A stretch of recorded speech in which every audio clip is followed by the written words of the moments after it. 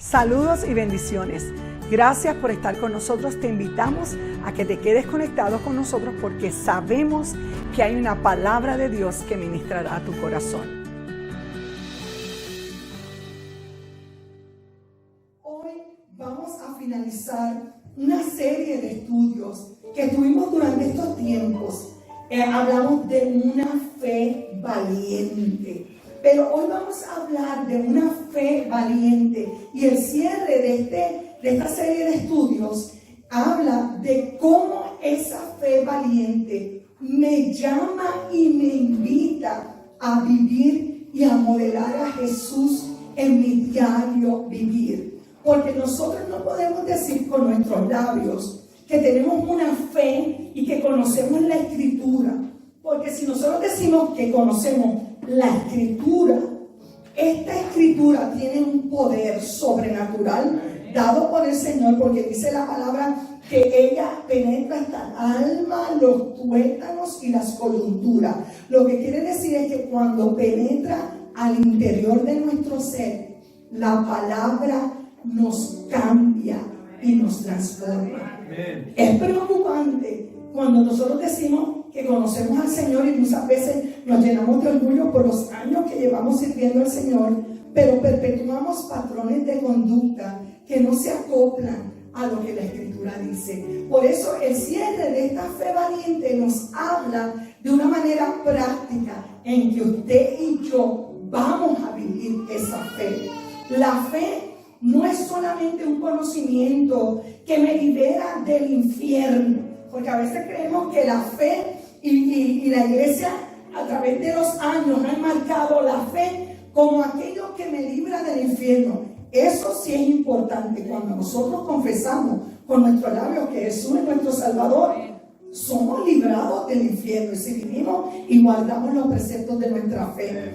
Pero no es solamente eso. La fe también es el conocimiento de las verdades de Dios que promueven y provocan un cambio de dirección. Siempre decimos que la conversión es un giro, no de 45 grados. ¿Se acuerdan en matemáticas cuando estábamos en la escuela que teníamos que usar aquel aditamento de metal que le poníamos un lápiz chiquito ahí para un compás para mover a 45 grados? Lo que realmente es la conversión no es un giro de 45 grados. Es un giro completamente de 90 grados. Íbamos en aquella dirección y ahora vamos en el camino que es correcto. La fe produce en nosotros cambios internos. Lo primero que la fe hace es cambiar. La fe viene por el oír la palabra de Dios. Y cuando esta palabra la escuchamos y la leemos, hay una transformación a nivel de mente y corazón. Y nos confronta. Espérate, yo pensaba que era así, pero la Escritura me dice que es así. Y luego que esos pensamientos son transformados, por ende, pasan de la mente al corazón. Porque acuérdese que lo que usted y yo somos se dictamina en el corazón. Por eso es que el proverbista en Proverbios 4:23 dice, son uno de mis versículos preferidos, sobre toda cosa guardada, guarda tu corazón, porque de él mana la vida. En algunas personas dice, porque tu forma de conducirse depende de lo que está en el corazón. Entonces cuando nosotros guardamos y atesoramos la palabra de Dios en el corazón y en la mente, nuestro comportamiento va cambiando y nuestras acciones son el reflejo de las verdades espirituales que hemos creído. Por eso, cuando nos convertimos, muchos de nuestros familiares dicen, ay, mira, esta persona cambió, ya no es aquella persona peleonera o gritonera o maldiciente. No, ahora es una persona transformada. Y la transformación no viene de nosotros mismos. ¿Cuántas veces, usted no tiene que levantar la mano, pero cuántas veces nosotros hemos reconocido conductas que son equivocadas y erróneas en nuestra vida y hemos intentado cambiar, pero nos damos contra el piso, contra la pared, cuando veces estamos pensando en ella, no, yo tengo que ser más cuidadosa en esta área, y a la menor provocación respondemos de la misma forma que no queremos. Es porque no hemos internalizado y no le hemos permitido al Espíritu Santo que nos transforme. Solo el Espíritu de Dios es el que tiene el poder para transformarnos. Pero falta la decisión nuestra. Porque algo tremendo que tenemos del Dios que servimos es que Él es un Dios respetuoso. Él nos dice las cosas que hay que hacer, pero Él no entra si no le damos cabida. El enemigo es todo lo contrario. El enemigo, una rendijita que puede entrar, que nosotros le demos la oportunidad, y se mete por ahí y se hace dueño. Es como los ratones o las ratas. Ustedes saben que las cabezas de ellos, los huesos son moldeables, y cuando entra esa cabeza, los demás de ellos lo empujan. De igual forma es el enemigo. Entonces nosotros tenemos que reconocer las cosas que no están bien. El Espíritu Santo se encarga de redarguirnos. Yo no sé usted, a veces cuando uno habla, cuando uno actúa de una forma y está a sola, o a veces instantáneamente, uno se asusta porque el Espíritu Santo te dice inmediatamente: lo que hiciste no es correcto, tienes que cambiar en esta área. Entonces, pues mire, esta es la oportunidad de que la fe que hemos hablado de muchas cosas de la fe, pues nos provoque cambios. No se sienta mal si usted dice: ay, Dios mío, yo no estoy avanzando. Si usted cree que no está avanzando, no se sienta mal. Todos vamos, en mayor o menor. Nadie es más santo que nadie. Cada uno de nosotros tiene sus propias cosas que cambiar. Y recuerde, esto no es una carrera, esto es un proceso. Aquí no es el más rápido que llega, aquí es de quien le permitimos al Espíritu Santo de Dios cambiarnos y transformarnos. Así que a continuación yo voy a mencionar 10 áreas o 10 reglas que nos ofrecen una guía en cómo vivir la vida cristiana de una manera práctica y evidenciar que conocemos a Jesús. Y además de mis recomendaciones, también voy a dar el consejo bíblico sobre esas reglas que yo considero que nosotros debemos de actuar. Recuerde siempre lo que yo menciono. Usted debe ponerlo en un papelito. Nuestra vida tiene que ser consonante con lo que profesamos. Mi vida tiene que ser consonante. Y al lado, esta es mi meta. Que lo que yo actúe sea consonante con la palabra. Y la primera recomendación que hago es: sea un buen oyente. No solo escuches. A veces escuchamos la primera parte de la conversación, pero tenemos que prestar atención cuidadosa. Muchas veces nosotros escuchamos para contestar. La persona está hablando y ya en nuestra mente se está formulando la respuesta y nos bloqueamos porque lo que tenemos en la mente es: esto es lo que yo voy a responder, esto es lo que voy a responder. Yo he estado en conversaciones con personas que he querido expresar algo y muchas personas me interrumpen y dicen: espérese, antes de que se me olvide, déjeme decirle esto. Y la persona me lo dice y cuando volvemos al tema me bloqueé, ya se me olvidó lo que yo iba a dar, porque la otra persona lo que está pensando en qué responder. Pero cuando yo digo que sea un buen oyente, es que escuche, preste atención y no contestes hasta que la otra persona haya terminado de hablar. Porque cuando interrumpimos a veces hay malos entendidos porque no hemos permitido la conversación. ¿Qué dice Proverbios 18:13 en la Nueva Traducción Viviente? Precipitarse a responder antes de escuchar a los hechos es a la vez necio y vergonzoso. Ahí en la Nueva Traducción Viviente: cuán presuntuoso y ridículo se muestra el que responde antes de oír.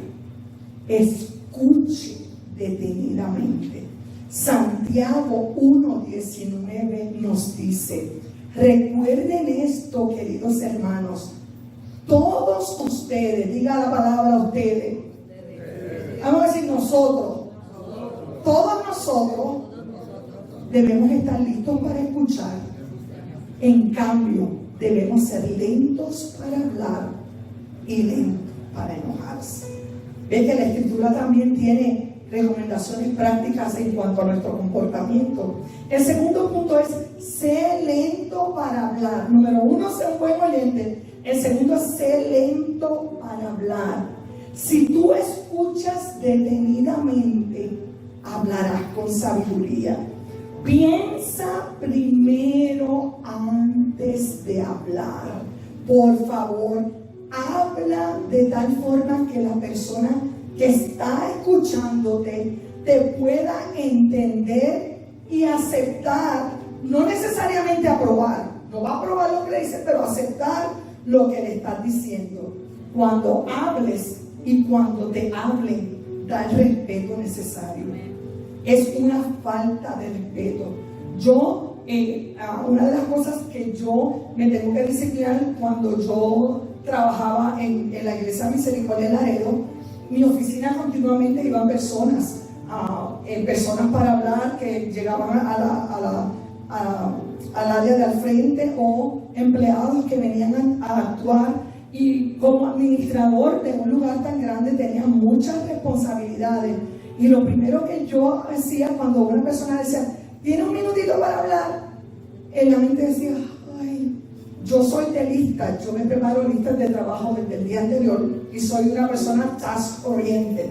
Yo me propongo lo que voy a hacer al otro día y voy tachando.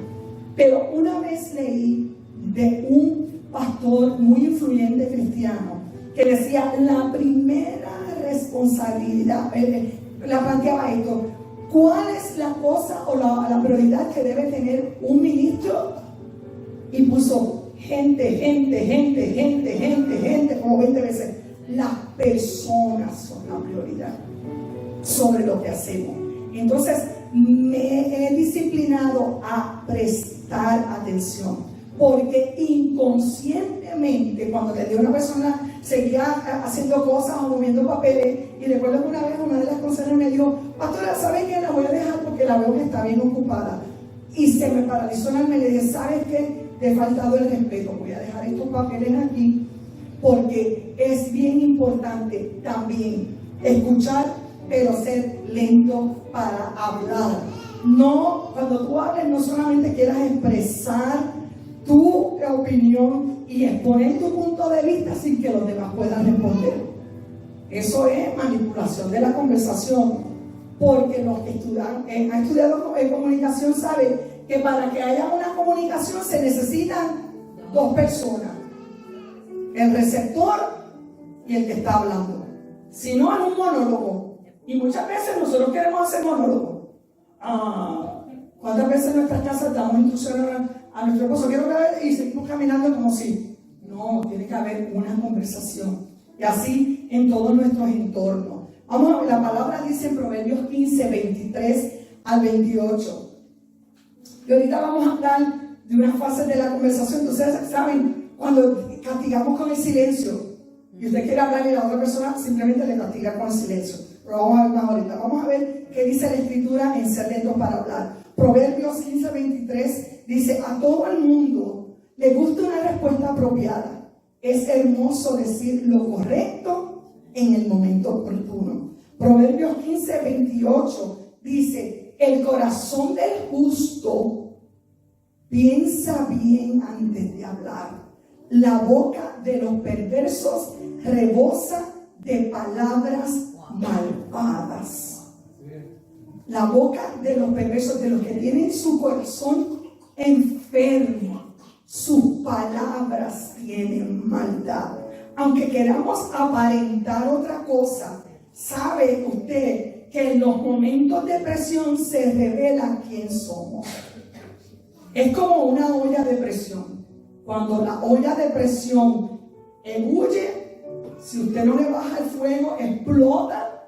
Yo lo supe por experiencia recién casada, que todo mi techo y todo quedó lleno de carne de guisar, porque no sabía. Yo mi mamá llorando: mami, explotó la olla de presión. Sí, hija, cuando le empezaste a oír el no le bajaste el fuego. No, bueno, hija, pues seguro explotó todo lo que había ahí. porque la indicación de ahí es que ya está llegando a su forma de presión y eso es una válvula de escape. Está escapando la presión. Igual nosotros, si nosotros no cultivamos nuestro ser interior y no hay una válvula de presión que saque lo que hay adentro, vamos a explotar de lo que tiene nuestro corazón. Podemos aparentar una cosa, pero y las demás personas se quedan, ay, pero ¿cómo respondió de esa forma? Ay, no, fue el momento, mentira. Es lo que tienes en tu corazón. La palabra lo dice, el corazón del justo piensa bien antes de hablar. Y no hay cosa. Hace unos años yo di un estudio que estoy pensando antes de darlo a la iglesia, lo que nuestras palabras hablan. No hay tal cosa como dicen, ay muchacho, olvídate que las palabras se las lleva el viento. Eso es una mentira. Las palabras no se las lleva el viento. Las palabras se quedan marcadas. ¿Cuántos de nosotros hemos sido marcados para bien o para mal por una palabra que se nos ha dicho? Desde la niñez. Yo recuerdo en mi niñez que como lo he dicho otras cosas, cuando yo llegué a kindergarten, al colegio privado que me llevaron, mi papá me dejaron en la puerta del cuarto y yo estaba bien asustada. Miré a mi papá y mi mamá, dijo, no te preocupes, que al mediodía te venimos a buscar. Y cuando ya yo iba entrando al salón, me acuerdo que me hicieron mis ojos y vio el cuarto de clases, una puerta y otra puerta. Yo decidí irme por la puerta más lejana para poder seguir diciéndole adiós a mi mamá. Y cuando yo me paré en la puerta, cuando iba caminando, lo que se oía eran niños gritando y en una histeria. Y yo me acuerdo que yo miraba a mi mamá y decía, todo va a estar bien, yo vengo al mediodía a buscarte. Y cuando me paré en la puerta, hice así, ya iba a llorar. Y la palabra de aquella maestra, nunca me olvidaré de ella, Mrs. Sánchez, se acercó, se bajó, me tocó y dijo, entra Rosemary, miren qué niña más bonita. Y yo rápido me paré frente al salón. Todos aquí están llorando y yo estaba allá, pero ella no está llorando. Vamos entonces a hacer como Rosemary. Rosemary, ¿qué tú quieres hacer? Yo miré alrededor, había una esquinita, una cocinita. Yo quiero jugar con la cocinita. Pues escoge a dos amiguitas que estén llorando, que se vayan contigo a jugar. Y aquellas palabras de sabiduría me marcaron, pero transformaron el ambiente del grupo, porque uno a uno se fue calmando y ella pudo dar su clase. Por el contrario, hay palabras que nos han proferido de nuestra niñez, que aún en nuestra adultez nos siguen marcando. Tú no sirves, tú no vales, tú eres un tonto, tú no puedes pensar. Nosotros tenemos que tener cuidado de las palabras, porque las palabras no se las lleva el viento. Cuando somos cristianos, es que entonces permitimos a través del Espíritu Santo de reconocer, esta palabra me hizo daño, y que el Espíritu Santo la renueve y la sane la herida de nuestro corazón. El tercer punto es, hable siempre la verdad, pero hazlo con amor. La clave está en el amor. Muchas veces hablamos verdades, pero lo hacemos con palabras ásperas y de dureza, o con rencor escondido. Amado, cuando hacemos eso no es comunicación, eso es un insulto y un atropello. Tus palabras tienen que ser dichas con verdad, aún cuando se nos manda a ser asertivos, es decir, la verdad sin ofender. Y hay gente que, no, es que yo soy así, yo digo la verdad de cómo soy. No te justifiques. Mejor entonces guarda silencio, porque lo que estás diciendo es un atropello. Algo que a mí me impactó del doctor Luigi Peñaranda en mi clase de comunicación, él siempre decía que el propósito de la comunicación es siempre producir vida. Me acuerdo que todos los días en la clase que agarré en enero de intensivo, nos recibía y repetíamos, ¿cuál es el fin de la comunicación? Producir vida. Si usted va a hablar y lo que usted va a hablar no va a producir vida, medítelo primero. Analice lo que usted va a hablar y tenga cuidado. Vamos a ver qué dice la palabra en Efesios 4:15. Dice en Efesios 4:15 en una traducción viviente, en cambio, hablaremos la verdad con amor. Y así creceremos en todo sentido hasta parecernos más y más a Cristo, quien es la cabeza de la iglesia. O sea, ese es el llamado nuestro, cada día parecernos más y más a Cristo. Y cuando hablamos en amor, nos parecemos a Él. Efesios 4:25 dice, por eso ya no deben mentirse los unos a los otros. Todos nosotros somos miembros de un mismo cuerpo, así que digan la verdad siempre. Colosenses capítulo 3, versículo 9 dice, no se mientan los unos a los otros, puesto que ya se han despojado de lo que antes era y de las cosas que antes hacían. La cuarta recomendación es: no utilices el silencio como forma de castigar a la otra persona. Las mujeres usamos mucho esta estrategia. Cuando nuestro esposo nos enoja, nosotros que hablamos hasta por los cuatro codos, pero somos expertas a castigar con el silencio. Estamos en completo silencio. Algo pasó y nosotras ni hablamos ni decimos no hacemos. ¿Estás enojada? Castigamos con el silencio. Y yo quiero decirle a usted que esto es maltrato. Cuando leí eso me impactó. Cuando usted castiga con silencio a otra persona, es maltratante. Es un arma peligrosa. ¿Usted sabe por qué? Porque fomenta el coraje dentro de nosotros mismos. Y muchas veces terminan en malos entendidos y amargura de ambas partes. Si no quieres hablar en el momento, esta es la estrategia que tienes que usar.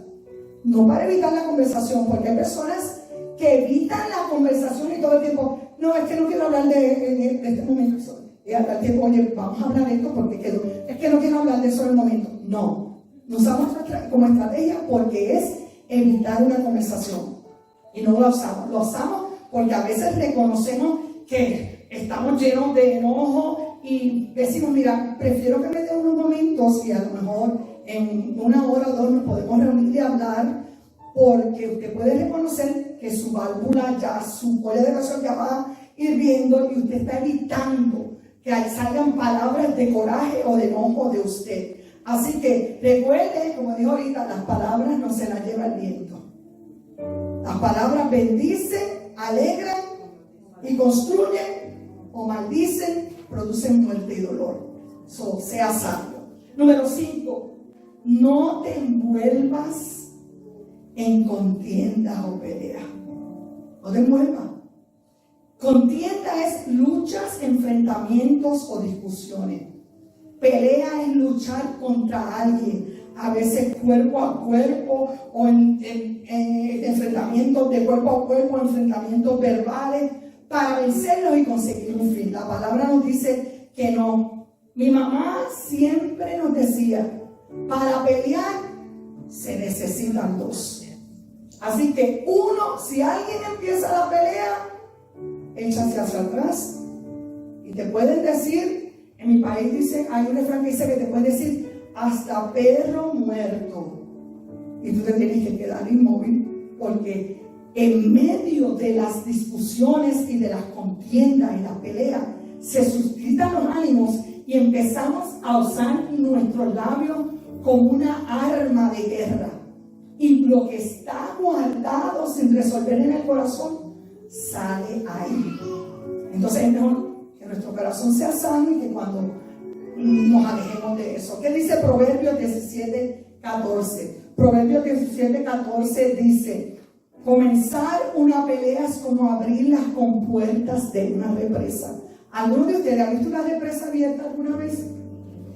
Mire, mi país hace poco tuvo el huracán Fiona y yo pude ver en las noticias cuando las compuertas se abrieron de los ríos. Eso lleva fuerza por ahí. Pues comenzar una pelea es como abrir las compuertas de una represa. Así que detente antes que estalle la disputa. Proverbios 23 dice la Nueva Traducción Viviente: evitar la pelea es una señal de honor. Solo los necios insisten en pelear. Efesios 4:29 dice: no empleen un lenguaje grosero ni ofensivo. Que todo lo que digan sea bueno y útil, a fin de que sus palabras resulten de estímulo para quienes lo oigan. Póngala ahí, si usted tiene su Biblia al lado, producen vida. Número 6. Nunca respondas con ira. Cuando usted oiga esto, por eso dije al principio, no se sienta mal ni sienta, ay, yo lo he pasado. Cada uno de nosotros hemos pasado por ahí. Por eso es que son las recomendaciones, porque hemos respondido con ira y vemos lo que se desencadena. Primero, la ira es un sentimiento de enfado o enojo muy enorme, y la ira no atendida lleva a la amargura. Y la amargura, si no le hiciera daño a los demás, está bien, pero la amargura nos daña a nosotros y nosotros dañamos a los que están en nuestro entorno, porque la visión es incorrecta. Proverbios 14:29 dice: los que tienen entendimiento no pierden los estribos. Me gustan estas traducciones más cercanas a la conversación, porque nos hablan directo al grano. Los que se enojan fácilmente demuestran gran necedad. Proverbios 15:1 dice: cuando se perdona una falta, el amor florece. No, la respuesta pasible desvía el enojo, pero las palabras ásperas encienden los ánimos. Proverbios 29:11 dice: el necio no esconde su enojo, el sabio sabe controlarse. Así que si tú no escondes tu enojo, ¿qué dice la Biblia que tú eres? No lo dije yo. Así que mejor actuemos con sabiduría. Efesios 4:26 dice: además, no pequen al dejar que el enojo los controle. No permitan que el sol se ponga mientras sigan enojados. Mira, la Biblia no dice que nosotros no podemos tener enojo. Seguro, somos seres humanos, es una emoción que tenemos. El enojo a veces nos lleva a defender muchas cosas, pero el enojo malintencionado nos daña. Y el escritor de Efesios nos dice: maneja tu enojo, enójate todo el día, pero antes de que se ponga el sol. Y ahora, usted sabe que para las 6 ya va a estar ¿qué? Oscuro. Antes de las 6 de la tarde en Texas, tu enojo tiene que estar arreglado. Tienes que habérselo llevado al Señor y sacado eso de tu corazón. Proverbios dice 27: porque el enojo da lugar al diablo. Cuando leí eso me impactó. El versículo 31 dice: líbrense de toda amargura, furia, enojo, palabras ásperas, calumnias y toda clase de mala conducta. Aquí no se escuchan muchos amenes hoy, pero sabemos que nos está llegando. Número 7: cuando estés equivocado, admítelo y pide perdón.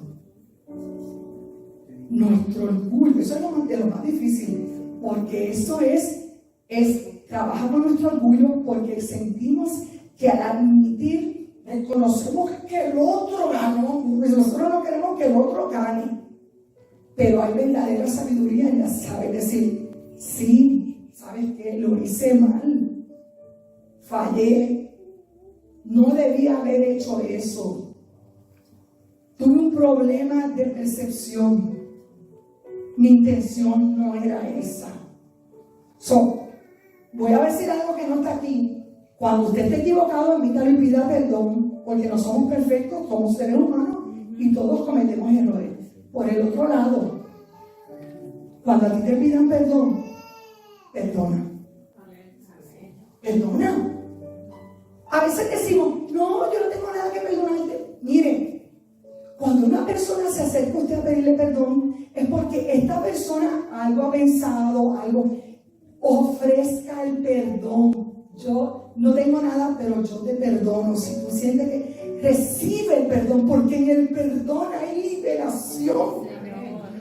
o cuando nosotros fuimos perdonados por Dios, no sentimos esa libertad, que se fue un peso de nuestra alma, pues entrega el perdón.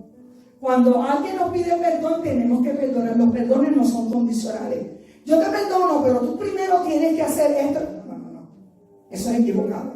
Los perdones no son condicionales. Somos llamados a perdonar así como Dios nos perdona a nosotros.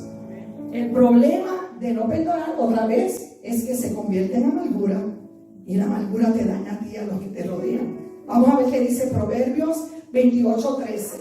Dice la Escritura, eso es uno de mis versículos preferidos: los que encubren sus pecados no prosperarán, pero si los confiesan y los abandonan, alcanzarán misericordia. Proverbios 17:9 dice, cuando se perdona una falta, ¿qué sucede? ¿El amor qué? ¿El amor qué? Cuando se perdona una falta, el amor florece, pero mantenerla presente separa hasta los amigos más íntimos. Efesios 4:32 nos dice, por el contrario, ustedes sean amables unos con otros. ¿Sean de qué? De buen corazón. ¿Ven que todo está guardado en el corazón? Sean de buen corazón y perdónense unos a otros, tal como Dios los ha perdonado a ustedes por medio de Cristo. Colosenses 3:12 y 13 dice, dado que Dios los eligió para que sean su pueblo santo y amado por Él, ustedes tienen que vestirse. Esa es la vestidura nuestra: de tierna compasión, de bondad, de humildad, de gentileza y de paciencia. Gloria al Señor. Sean comprensivos con las faltas los unos de los otros. Primera de Pedro capítulo 4 versículo 8 dice, lo más importante de todo es que sigan demostrándose profundo amor los unos a los otros, porque el amor cubre gran cantidad de pecados.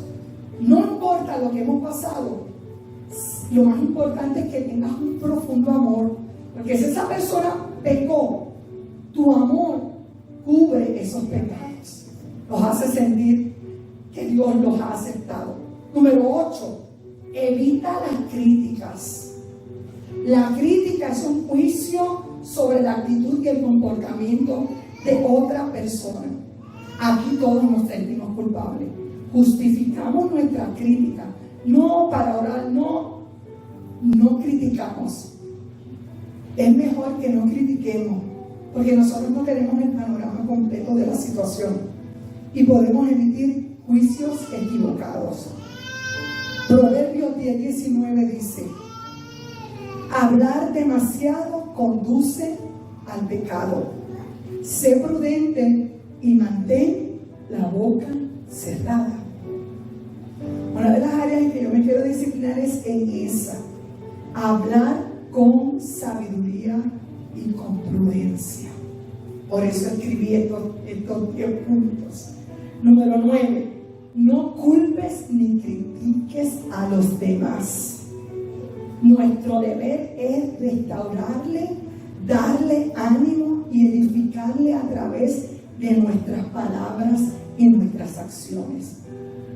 Si alguien te critica, te ataca o te insulta verbalmente, no respondas de la misma manera.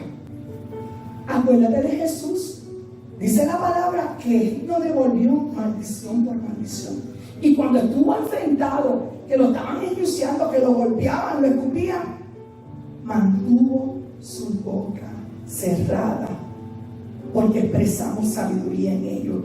Dice la palabra en Romanos 14:13, ya no debemos criticarnos unos a otros. Al contrario, no hagamos que por culpa nuestra un seguidor de Cristo peque o pierda su confianza en Dios. Ay, aquí no es amén, aquí, Señor, ayúdame. Gálatas 6:1 dice, amados hermanos, si otro creyente está dominado por algún pecado, ay, no, hermanos, mira, fíjate, esa que era cristiana y míralo impío. Yo sabía que era lo que había en el corazón. Dice, no, Ustedes, vamos a decir, nosotros, dígalo, nosotros que somos espirituales, deberemos ayudarlos a volver al camino recto con ternura y con humildad. Y tengan mucho cuidado de ustedes no caer en la tentación. O sea, ten cuidado que lo que tú juzgas, luego tú no caigas. Porque con la misma vara que usted mide, con la misma vara lo va a medir usted. Lo que tú siembras es lo que tú cosechas. Si no te gusta lo que estás cosechando, pon un ojo a lo que estás sembrando. Así que es con ternura y con humildad. Gloria al nombre del Señor. Romanos capítulo 12, 17 dice: si alguien los trata mal, no les paguen con la misma moneda. Al contrario, busquen siempre hacer el bien de todos. Primera de Pedro 2:23 dice: cuando lo insultaban, está hablando de Jesús, jamás contestaba con insultos y jamás amenazó a quienes lo hicieron sufrir. Más bien dejó que Dios lo cuidara y se encargara de todo, porque Dios juzga a todos con justicia. Porque Dios es un Dios que juzga justamente. Gloria al nombre del Señor. Por aquí. Gracias, Padre. Efesios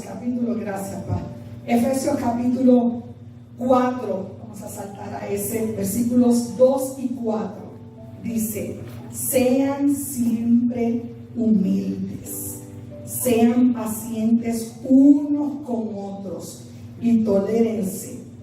Porque el último punto es: ponte en los zapatos del otro. Ponte. Es muy fácil hablar desde tus zapatitos, pero salte de tus zapatos y ponte en los zapatos del otro. La perspectiva cambia. Tenemos que ser tolerantes con las demás personas. No todos somos iguales. Hay unos que entienden a una capacidad, otros entienden a otra capacidad. Ten paciencia. Filipenses 2, 1 al 4 dice: ¿hay algún estímulo en pertenecer a Cristo? ¿Existe algún consuelo en su amor? ¿Tenemos en conjunto alguna comunión en el Espíritu? ¿Tienen ustedes un corazón tierno y compasivo?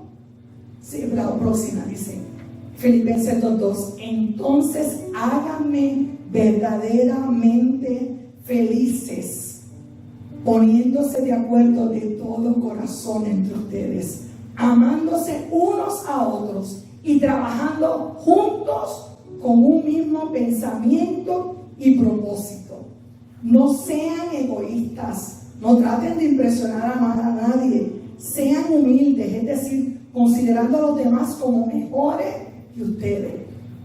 La palabra no dice que tú te menosprecies.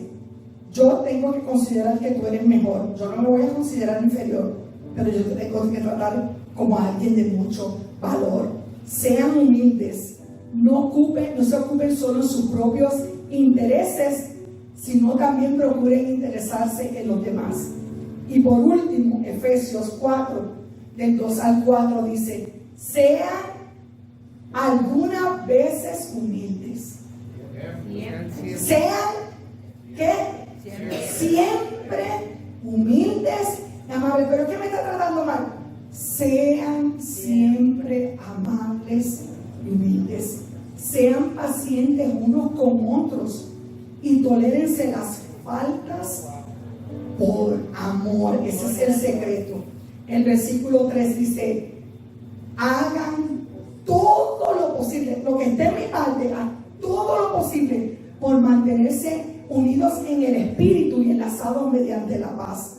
Número 4, pues hay un solo cuerpo y un solo espíritu, tal como ustedes fueron llamados a una misma esperanza gloriosa para el futuro. Concluyo diciéndole, mis amados, una fe valiente es aquella la que nos lleva a permitirle al Espíritu Santo que nos transforme. Nuestra fe en Dios tiene que producir una transformación interna que sea evidenciado en la eterna. Si no, los demás no nos van a creer. Si no, nuestra propia familia no va a creer. Porque van a decir, pero este dice que conoce la Escritura y se porta peor que una persona que no conoce a Dios. No, nuestra fe no es solo para evitarnos el infierno. Nuestra fe es para empezar a disfrutar la vida eterna aquí. Cuando aceptamos a Jesús como nuestro Salvador, Él nos regala esa vida eterna. No tenemos que esperar hasta la eternidad. Durante estas semanas que hemos hablado de la fe, hemos hablado de que la fe valiente lo que la fe valiente nos enseña. Pero hoy está en nuestras manos tomar la decisión de vivir por nuestras convicciones. Te invito a que estés de pie. Si como pueblo de Dios, cada creyente tomara la decisión de vivir de acuerdo con su fe y con sus convicciones, seríamos personas de provecho, porque habría un cambio positivo que cambiaría nuestro entorno, nuestras casas, nuestras comunidades y nuestras comunidades de fe. La palabra de Dios ha sido predicada en esta mañana. Ahora mi pregunta es, ¿qué tú vas a hacer? ¿Cuál va a ser tu respuesta? Está en tus manos la decisión de cambiar. Hoy es el día. El altar del Señor está abierto y Dios nos está esperando. Gracias por habernos acompañado. Esperamos que esta palabra haya sido de bendición a tu vida. No olvides suscribirte a nuestro canal de YouTube de Casa de Refugio para que permanezcamos conectados. Si deseas comunicarte con nosotros, tienes la información en pantalla. Bendiciones.